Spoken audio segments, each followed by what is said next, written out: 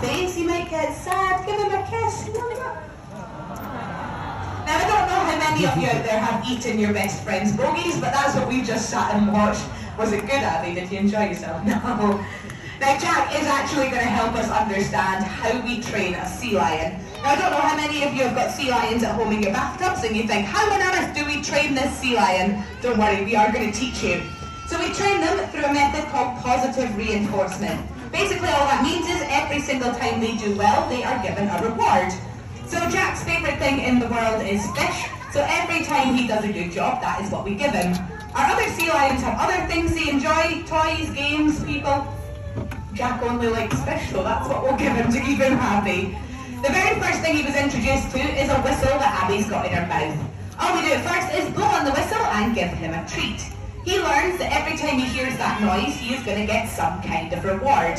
Once he figures that out, we can introduce that stick Abby's got in her hand. Now it's called a target, and all we do at first is hold it out in front of the sea lions and wait for them to become curious and touch it to their nose.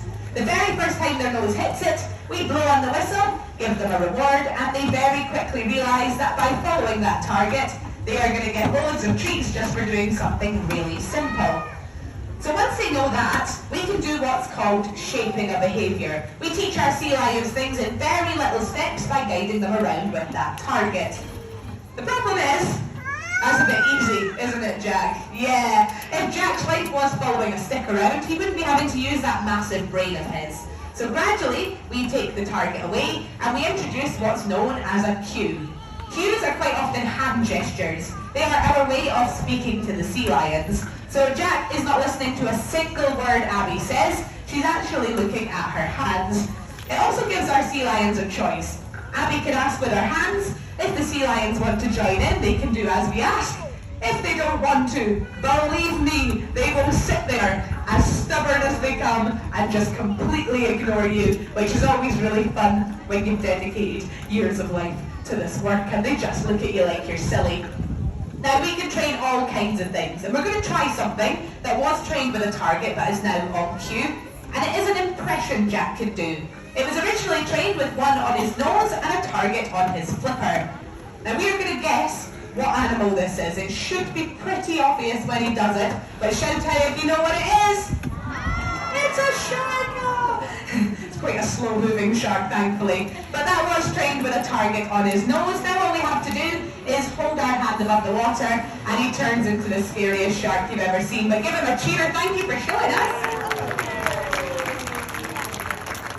Now we are always working on lots of different things with our sea lions.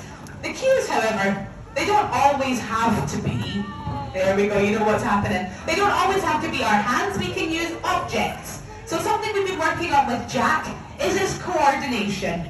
He's not got much coordination, and I don't know if you've ever had a 30-stone animal run into your kneecaps, but we don't want that to happen. So we've been trying to see if Jack can jump through this hoop.